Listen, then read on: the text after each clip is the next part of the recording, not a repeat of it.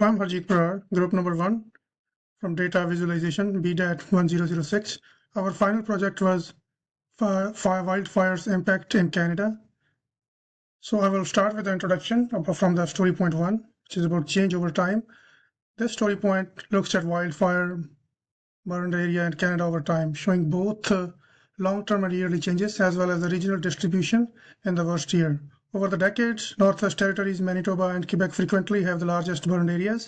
2023 stands out as the worst year recorded. Go with the burned area by year. Looking at the line chart, we can see fluctuations each year with some standout years like 1995 and 2014, which saw the largest burned area in 2023 being the dataset. So it reached a record high of 14.64 million hectares. Then we have top 7 provinces by decade. Here we can see the top 7 provinces for each decade from 1970 to 2020. Territories like Northwest Territory has the largest burned area with notable peaks in 1990s and 2020s. Provinces such as Manitoba and Quebec also appeared to be largely impacted, showing the recurring nature of fires in certain regions. It varies by decade.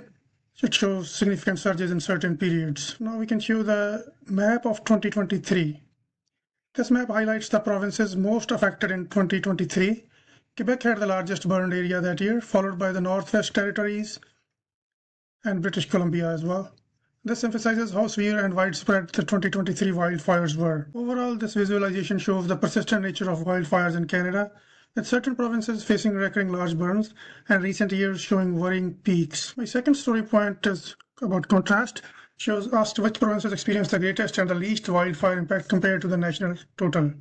So the large bubble in the center represents Canada's total burn area set at 50%. When grouped against all provinces individually, each smaller bubble shows a province share, making it easy to see which provinces have the biggest relative impact. Northwest, here we compare the top 5.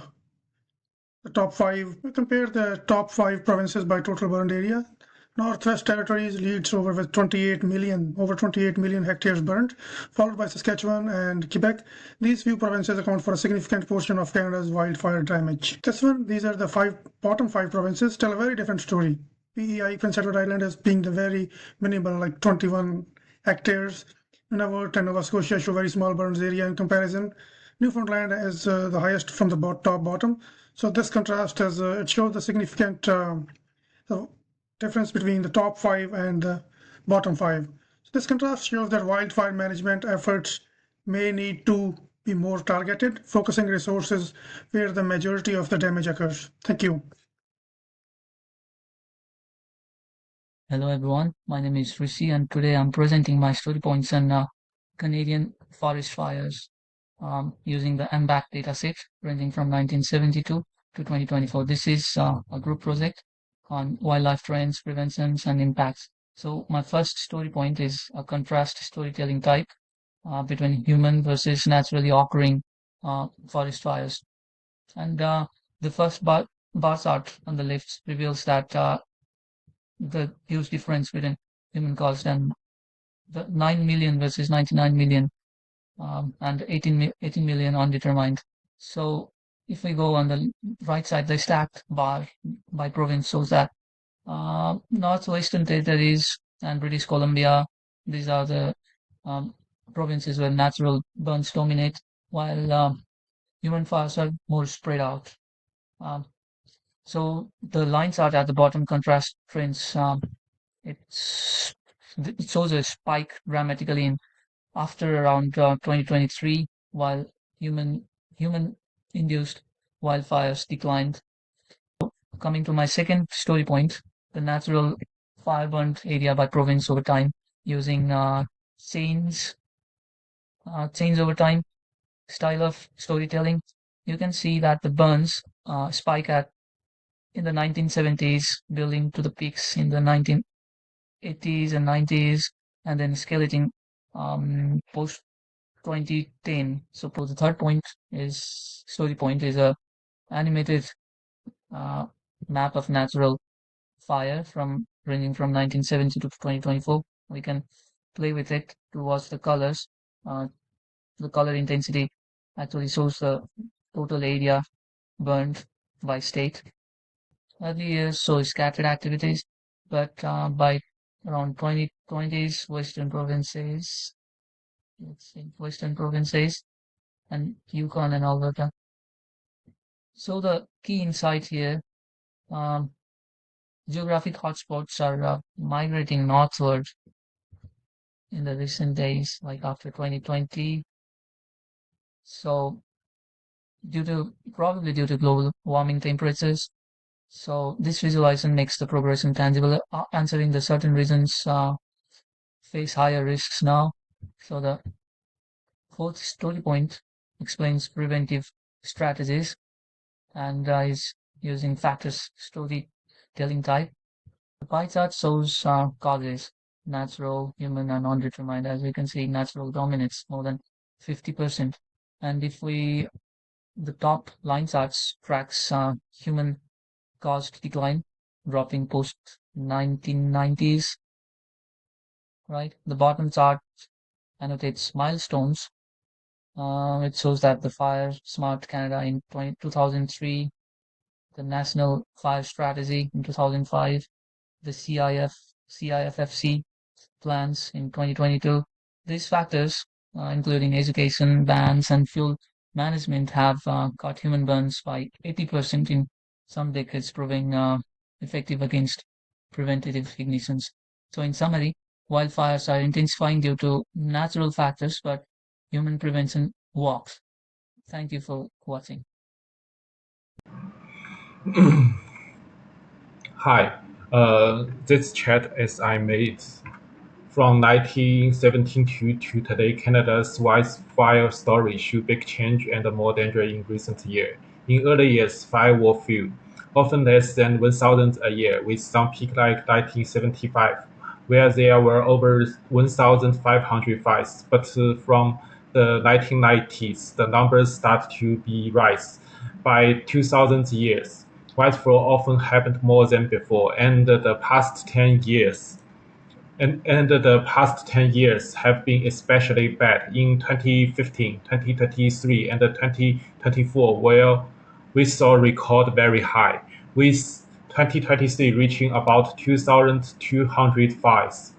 But the number of fires only part of the story. If we look the burn area, it doesn't always match the number of fires. In 2023, not only did we have the most fires, but also the large burn area, over 50 million hectares. This shows the heat waves, drought, and the strong winds can make each fire much bigger and more damage. The the fire environment chat. Um, the fire environment chat showed the average bird air per fire from 1972 to 2024. In 1981, the average was about 2,800 per fire. In 2024, it was almost 4,200. Big fires destroyed habits, release huge amount of carbon, and harm wildfire. Uh, the next chat look at case in big fire years like 1981 to 2024 and 2023. Most of the burned land was kissed the natural event, especially lighting. This makes it hard to control, especially with climate change make condition worse. The third chart compare burned air inside and outside national parks. Wildfires inside park are smaller in total area. They cause more damage to ecosystems because these air are rich in plants and animals. The last chart shows the percent of burned air inside park. In some years, over 15% of the burnt land was in national park. That's big threat to protect nature and the species live there.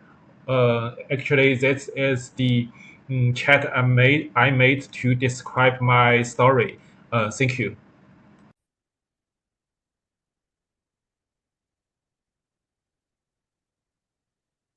Good afternoon, Professor. My name is Calvin Fernandez, and I'm from Group 1. Today, I'll be presenting you my data visualization project on Canada's wildfire using National Burned Area Composite data set, which tracks wildfire from year 1972 to 2024. Wildfires are growing concern in today's ecosystem as it affect the ecosystems and the communities. So my Tableau story is going to share two data points based on narratives. So coming to the first story point type, which provinces have the large burned areas annually. As you can see, per provinces, the area being affected, the length of the area being affected. As you can see on the second, the stack area shows how the total burn area shifts across the provinces by year. And I have also provided a slider where you can see the areas, the provinces affected in whichever year you want.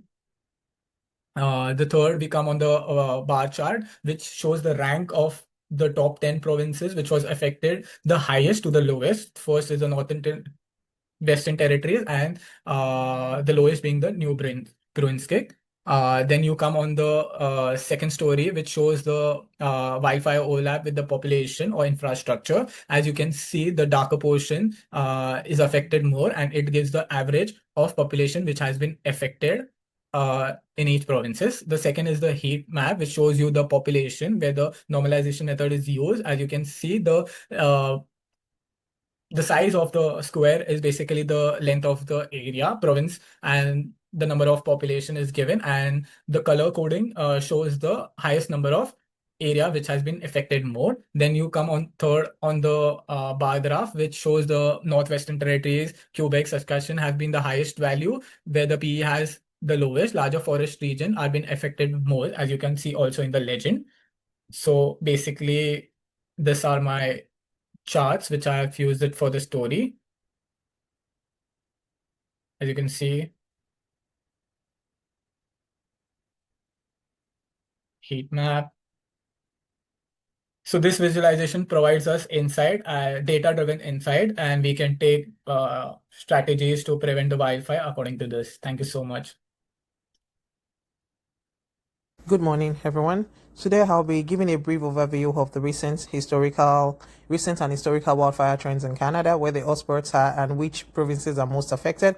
Currently, we have we have the historical and the recent trends. Wildfire activities in Canada has fluctuated significantly over the decades. In the 1970s and to 2010s, the burn area varied but stayed within historical norms. However, the 2020s have been extreme. 2020 saw the record lowest average burn area at just 17,000 hectares, while 2023 had the highest on record at 1.27 million hectares, far above the long-term average of 1.13 million hectares. From 2022 to 2023, there was a massive spike in burn area, followed by a steep decline in 2024. The Canada's wildfire, right here we have the hotspots, where Canada's wildfire hotspots are concentrated in western and central regions, provinces and territories with largest burn areas includes the Northwest Territories, Quebec, Saskatchewan, and Manitoba. These regions were vast boreal forests, dry summers, and frequent lightning strikes, perfect conditions for wildfire. And also, the burn area by province was majorly the Northwest Territories alone, accounts for nearly 22% of Canada's total burn area, largely due to its size and dense forest. Other notable contributors include Ontario, which was 6.6, Yukon, which was 5.7, and Parkland, which was 3.2. Smaller provinces like Nova Scotia, Prince Edward, and Prince Edward Island have negligible percentages. Also, the comparison here was the Northwest Territories led in burn areas, but Ontario still plays a notable role. Ontario's burn area is about a quarter of Northwest Territories, yet still above the national average, meaning it must be monitored closely. In summary, wildfire activities in Canada is becoming more extreme, especially in recent years, while the Northwest Territories are the clear leader in the burn areas. other provinces like Ontario still face significant risks like climate change.